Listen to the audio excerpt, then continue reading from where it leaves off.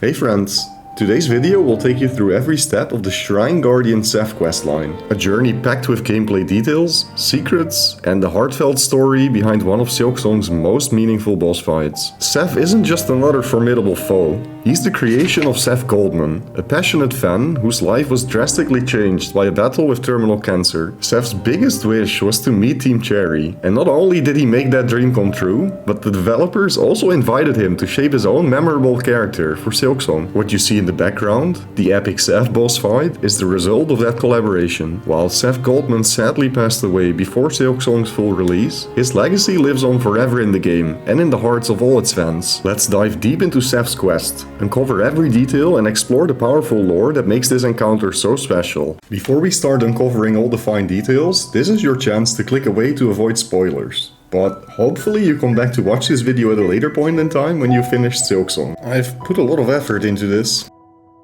There are several strict requirements to complete Seth's secret questline in Act 3, but don't worry, I'll guide you step by step. I'll also share my take on Seth's lore and dialogue, and with that hopefully offer some more context and meaning behind his story. If you're curious about the Morwing footage, I'm working on a challenge run where I try to no-hit every Silksong boss with a 90% nerf to my damage. Morwing alone took me nearly 3 hours, so that's been fun. If that sounds like your kind of thing, make sure to drop a like and sub so you don't miss out on that video. Alright, it's due time to get to the meat. Please sit back, relax, and enjoy the video. Yes! First, you will have to progress your game to Act 3. In order to do this, you have to move the Flea Caravan to its final place beyond the putrefied ducts. When the Flea Caravan is moved, the Silksong Soul Quest will be available. Well, that is if you meet all the other requirements, which you are likely to. If something is wrong, there is a list of all the requirements linked in the video description. If you're missing any fleas at this point in the game, check if you can find the larger flea named Vogue in Fleetopia. If you can't find him, it means you still need to save him from the putrefied ducts. Once Vogue returns to the caravan, he will sell you all the locations of the missing fleas, and they will be marked on your map. Yeah, I know, even this has to cost rosaries. With all lost fleas saved, the caravan moved to Fleetopia, and the Silksong Soul Quest completed, there's only one more requirement remaining for the final step in Seth's questline. But we'll get to that soon. To start his quest, we'll have to find him in the area right below the Grand Gate. Seth will be awaiting your arrival, and when you interact with him, he will tell you, "Halt, stranger. I am charged forever to guard the sacred shrine beyond. Any who wish to pass must cross their weapon with my own. Next, you get the option to challenge the Guardian. You better select yes." The boss fight itself took me a few attempts. Definitely not the easiest, but also not too bad once you get the hang of it, just like any other boss fight in Silksong. Seth's introduction is rather cold. He did not greet us, nor did he seem to have any other interest than guarding his shrine. I think his initial dialogue could be seen as a metaphor for his spirit and mind continuously fighting the disease, with no distractions, where the shrine he is guarding represents his body. You can hear his grunts and battle shouts are rather worn out. And it seems as if Seth, even as agile as he is in this current state, is fighting his final breaths here. Nice, okay, we got him. Once you deal the final blow, it will kinda look like Seth explodes. But do not fret, he simply went for a swim, and we'll meet him again very soon. The next location we encounter Seth is found in Greymoore. He'll be chilling on a rock. "Sir Guardian, I scarcely thought we would meet again after our encounter." Apologies, friend. I fear I don't recognize you, and I'm sure I would remember such a striking figure. Pay no heed, sir. It seems I mistook you for another. You are a traveler through these quaking lands, I take it. I suppose I am, indeed. I was born into this world not long ago, waking beside a lake with only this weapon laying beside me. Seth is my name, though I know not who gave it to me. The custom of newly born is to explore the world, is it not?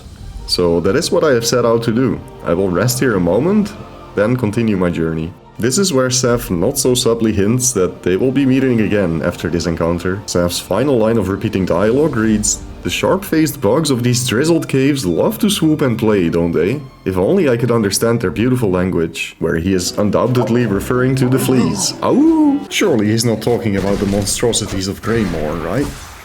Right? After this second encounter, it becomes clear that Seth has completely forgotten our first battle beneath the Grand Gate. With his memory now erased, he seems lighter, happier, even friendly, no longer bound to his one sacred duty of guarding the shrine. Instead, Seth is filled with curiosity, eager to explore a world full of wonders. His words carry no trace of burden or sorrow, only the innocence of discovery. To me, this suggests that wherever Seth finds himself now, he is free to live anew, unshackled from his past. Rather than mourning what he has lost, we can feel joy for the possibilities that lie ahead for him. It reminds me of some dialogue from The Lord of the Rings. When Pippin says, "I didn't think it would end this way," and Gandalf replies, "And?" No, the journey doesn't end here. Death is just another path, one that we all must take. The grey rain curtain of this world rolls back, and all turns to silver glass, and then you see it. Through this lens, Seth's story is not a tragedy, but a beautiful continuation, one that leaves us with hope instead of sorrow. We leave Seth to rest, and we will be on our way to the third encounter with him, which will take place in Shellwood this time. He should be here. Please. Yes, he is! Okay, I'm so happy about that. Oh, hello again. This time I most certainly do recognize you. It is a pleasure to bump into you here, deep in this serene wood. Do you have a name like I do? Would you share it with me? Certainly, sir. I'm Hornet. I notice you gazing at the buds above us. Are they familiar to you, perhaps? No, not at all. Very beautiful though. Perhaps I should gather some up before venturing on. I've learned too that traveling is not without its dangers, but I find myself wielding my weapon quite adeptly. It's curious, the way our instincts can guide us with such precision. Depending on the state of your game, Seth can now either be found at the Grand Gate, or immediately at Fleetopia, skipping his Grand Gate appearance. If Seth appears at the Grand Gate first, he has more dialogue to offer. This great structure, it would have taken the lifetime of many bugs to build it. Now its wounds run deep, and I can hear the groaning of its final breaths. Everything that grows must pass, I suppose. Still, to witness even its current state is a privilege I'll not squander. And what of you, friend Hornet? Where are your travels taking you? They have taken me deep and will take me yet deeper still. I have a responsibility to cut this land free of its dark fate. That is no concern of yours though, sir.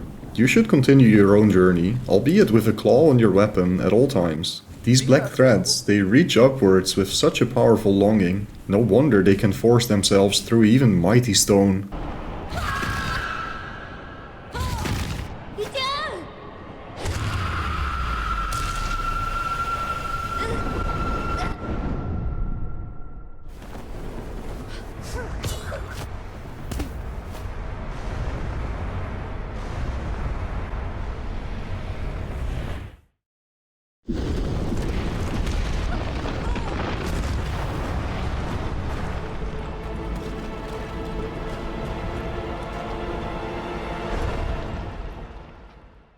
Seth is of course referring to the black thread that covered Farloom after ending Act 2, as a result of trapping Grandmother Silk together with Lace, which is part of finishing the Silk and Soul quest.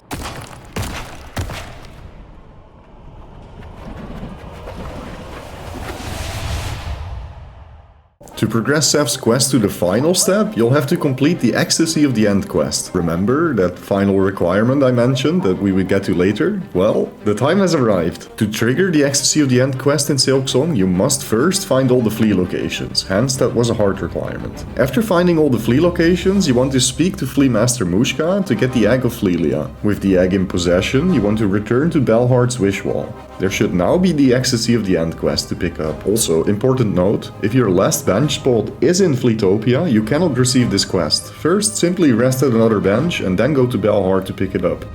The quest starts with a single objective, and that is to speak to Flea Master Mushka, and so we shall.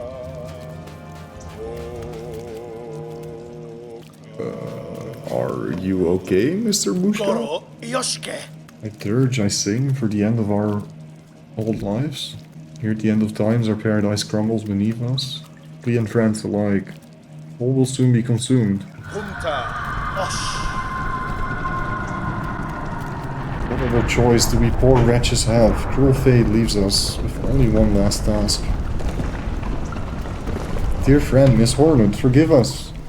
We beg one more favor from you. Will you accompany us in our final act? Fadastama. I saw your plea posted at Bellheart, Sir Flea. Accept your request. Goro Yoshike. The pact is made then, fellows. Steel yourself. It is time. It is time. What? Surprise party! Got him! Oh my days, son. Rouse yourselves, Flea, one last time. Let the games begin.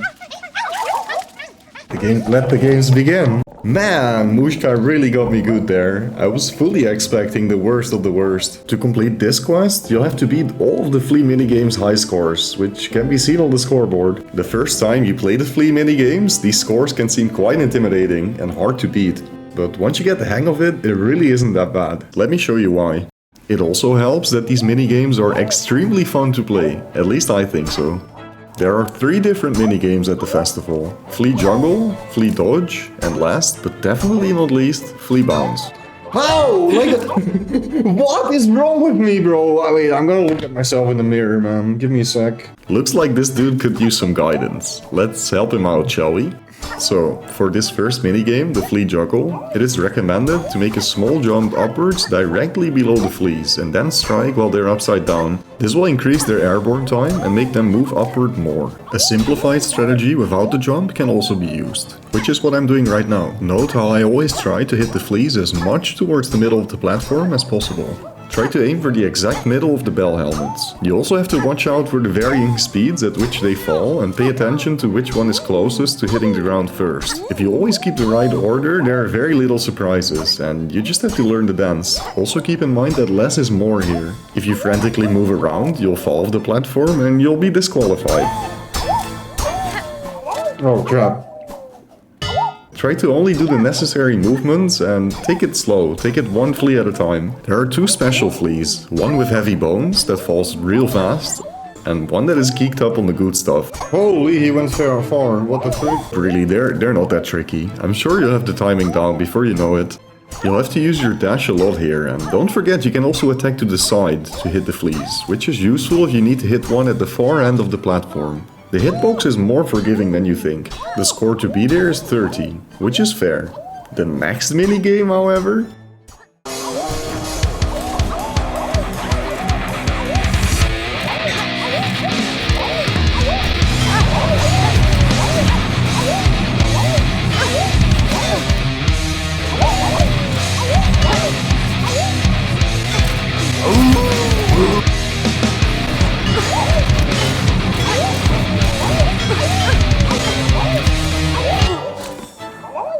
Yeah, Flea Dodge is by far the most difficult score to beat. Every situation is outplayable, but it's just very difficult. Sometimes you get some insane RNG where you barely have to move for like the first 50 seconds, and then sometimes you get scammed in the first 10. For this minigame, the same principle of less is more applies. Try only making the bare minimum dodges and familiarize yourself with the flea hitboxes. When you hear that deep and bassy "Awoo!", it's your cue, and you know Big Flea will destroy all platforms. Get ready for it and then double jump with max height and try to float immediately so you're airborne when the platforms reappear. Know that you can also pogo on these fleas if necessary. There are several tools that can assist you with the minigames. The weighted belt helps you be a bit more grounded and you'll be bounced around slightly less. The spool extender lets you store a little bit more silk without having to hit enemies. And I kinda forgot to mention that Long Claw is really useful for every minigame. A bigger needle attack hitbox will help. Duh. Lastly, the Weave Light tool lets you regenerate silk faster, allowing you to use your claw line more often. Flea Dodge was by far the hardest minigame for me. The score to beat here is 65 seconds, and as mentioned before, it requires some good RNG as well. Hopefully my tips help you out a little. Keep at it and don't give up. For our third and final minigame, Flea Bounce, know that you don't have to hit every single flea. There's no penalty for missing one. I misunderstood this during my first few runs, and instead I was actually trying to hit every single pogo. Similar to Flea Dodge, you can view this minigame as a test of endurance. The first 20 to 30 pogos are rather straightforward. Use your dash and claw line in between pogos to move from flea to flea. Try to kind of hover in the middle of the screen. Around 30 points in, there are way fewer fleas on the screen, and it starts to require more precision. At this stage, you can play it very safe by double jumping and floating to maximize airborne time time after every pogo, which in turn creates as big of a reaction window to make the next pogo as possible. The score to beat is 42 points. Keep in mind that the minigames were not designed to be one-shot. Try to be patient with yourself and enjoy the Flea Festival. It's absolute peak content that could easily be ruined by feeling angry towards the video game. And if you do find yourself not having fun, take a break. It's that simple.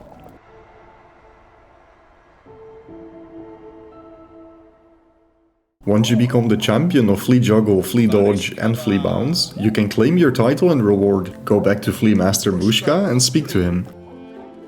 Mushka will offer some kind words and then begin the celebration. The fleas present a piñata that can be struck repeatedly to get rewards. You'll get a number of rosaries, shell shards, lame. But most importantly, a pill oil for that sweet, sweet needle upgrade.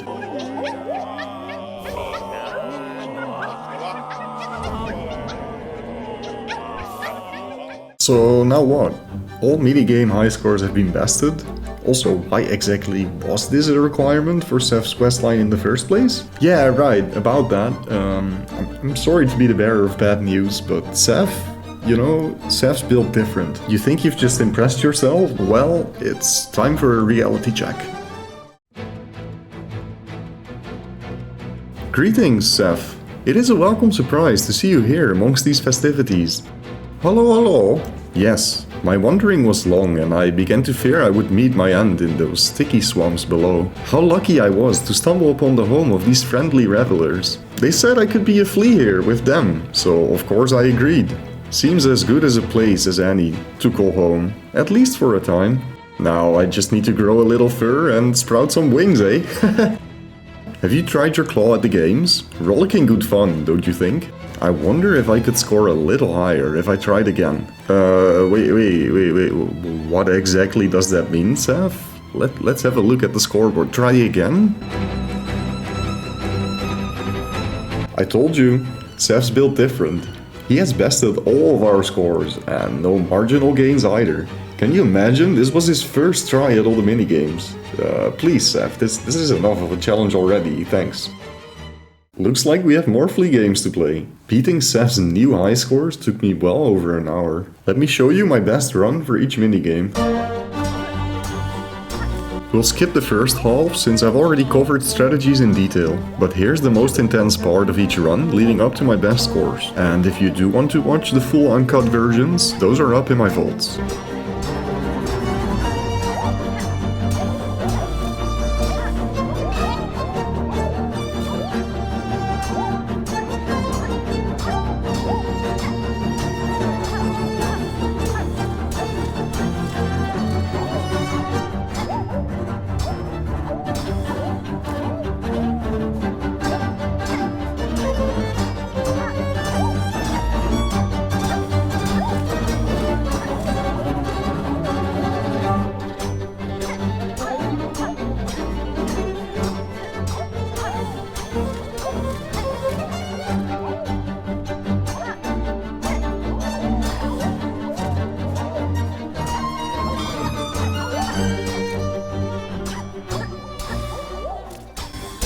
Nice, okay, we did it.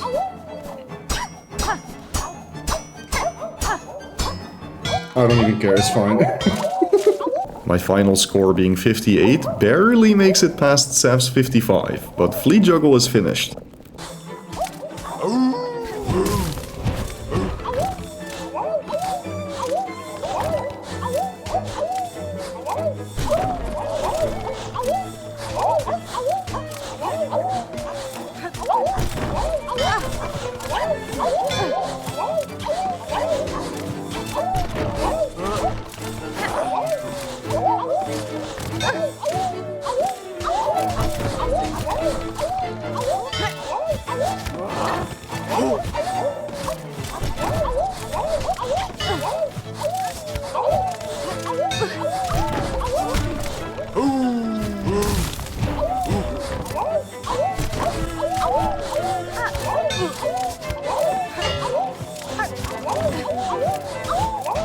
I started to get incredibly nervous around the 90-second mark, which did not help. Let's go! Let's go!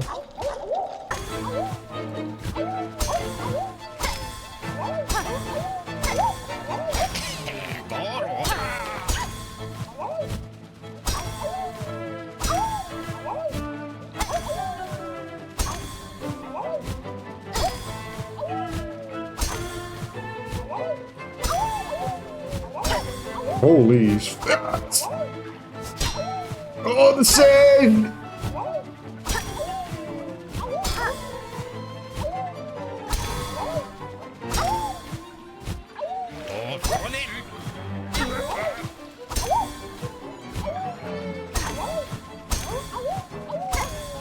No! No! Ah! Oh, we beat him. GG. After a serious grind, we finally did it!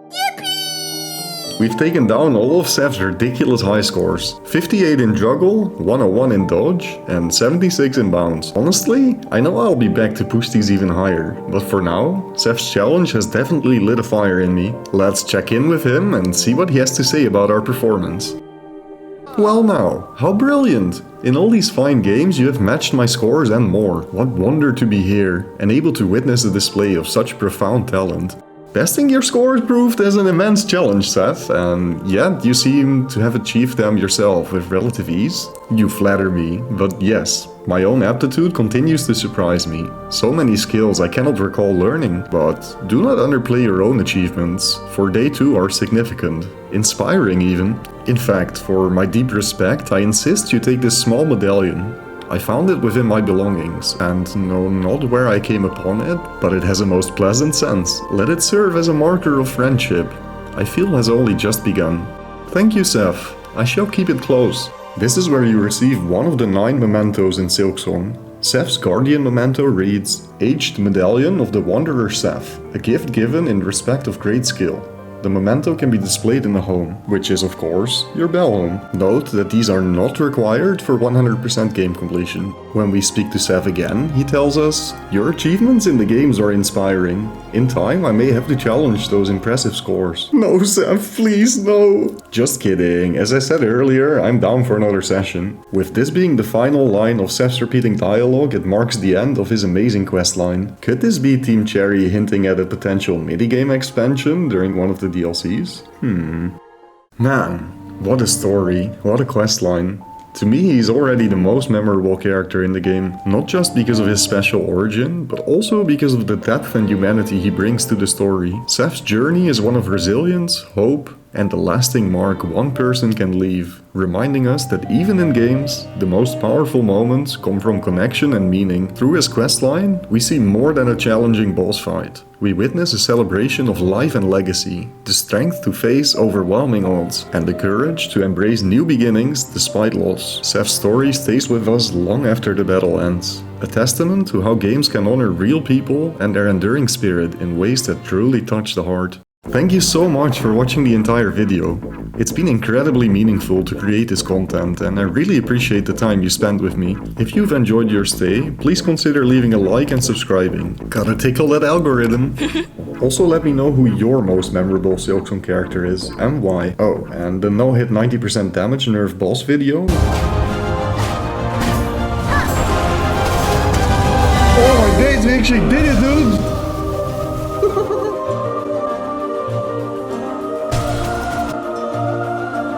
Yes!